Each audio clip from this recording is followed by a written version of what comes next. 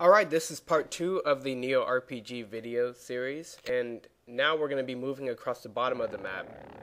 So in this simple level, it's just sort of a maze, a little trap to force you to use your push powers in order to get out and defeat the enemy. Nothing too complicated, but here we get to our second enemy in the game. And if you look very closely, the top left corner of this enemy has a filled-in triangle, so that's how you know how to distinguish it from the original type of enemy. But as you can see, it doesn't really do much until you do something yourself. This is a defensive type of enemy, so unless you block, push, or shield, it doesn't attack. And when it's not moving, it's not even able to hurt you. So these enemies take 3 hits to kill, and the normal enemies take 5.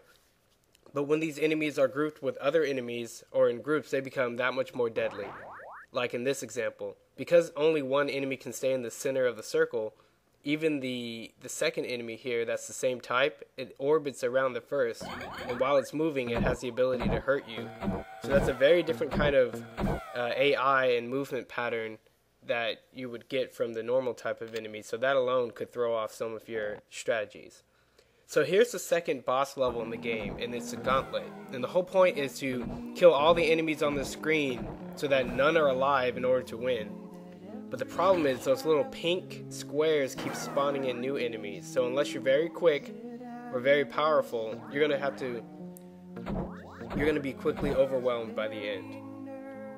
So this tests players' ability to optimize their damage over time. And the longer they wait, the harder things get.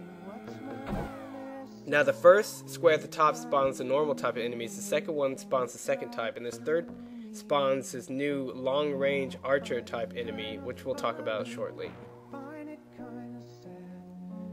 But as you can see, if I wait around and I don't kill that enemy, the whole cycle repeats again. And now there's just too many enemies on the screen to deal with. So obviously you want to kill all the enemies on the screen before it gets to this point.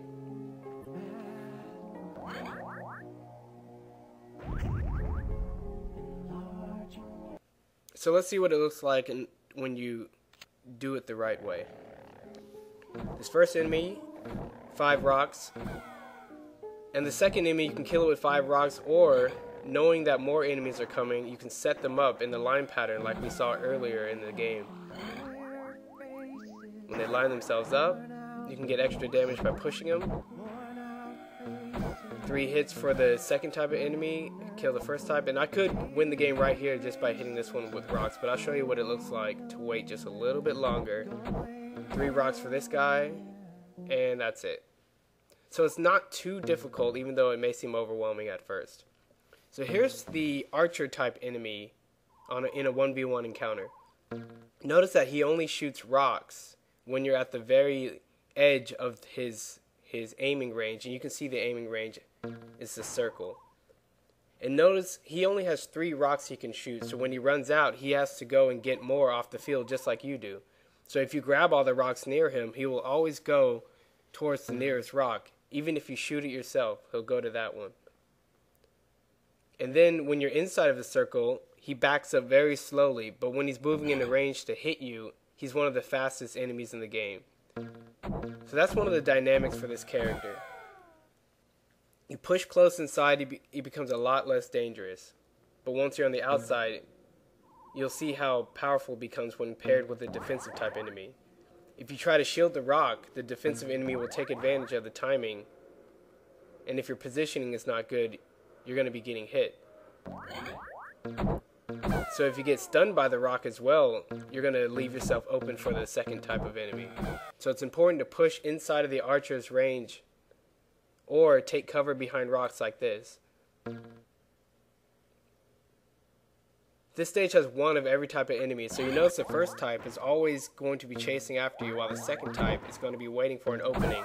And all the while, the archer over in the back is going to try to shoot around his allies and create openings. Kind of like that. So these three enemies were designed to work well with each other, but each have different counters and drawbacks to their strategies. But they can still quickly combo you and overwhelm you using their layered design.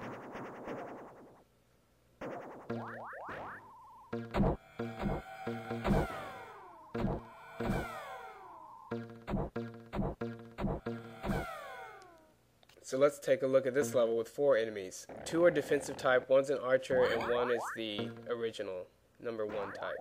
So notice how I'm using the cover along the sides to avoid getting hit by the archer and to trap enemies. And when their positioning is not perfect, I'm going to use the blocks to my advantage. So right here I'm backed off in a corner. It looks really bad for me. But because the archer is out of ammo, he's going to have to move forward, grab a rock, and back up, giving me just enough time to get out of one tricky situation and take advantage of the situation. So here's the second to the last level in the game. It has 3 archers, which can be very deadly because they're all going to aim at you and fire at the same time no matter where they are in the circle. So though you only have to pay attention to when you're on the very outside of their aiming range, you do have to keep in mind that they're all are going to be firing at the same time from different places. So it's best to use your cover to your advantage and to try not to get hit by any rocks when the type 2 enemy is nearby.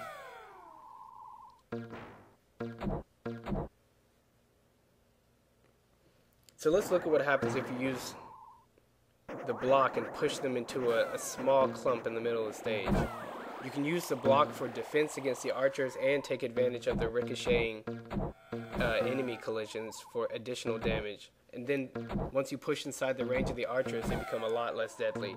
So there's always some kind of optimum strategy or elegant solution when handling these guys. So now here's the last level of the game.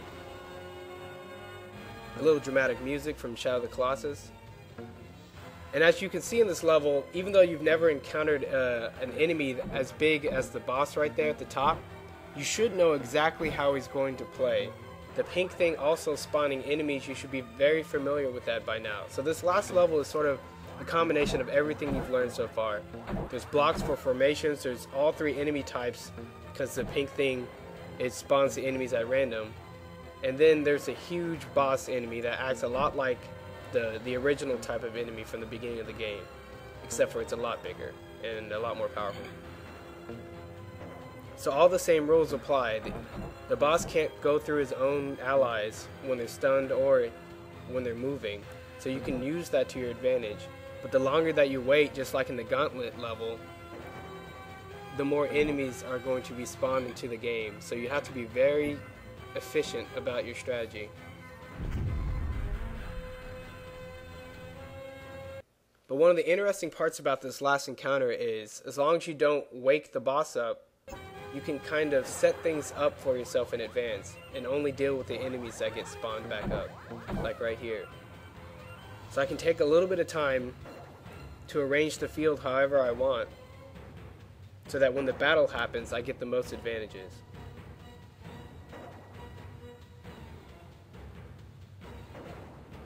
As long as I stay out of that white range, he won't activate. And there we go.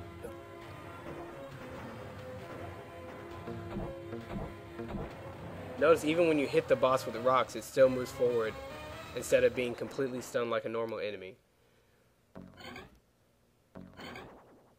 But just like all enemies in this game, if you get them in a corner or use the walls to your advantage, you'll definitely come out on top.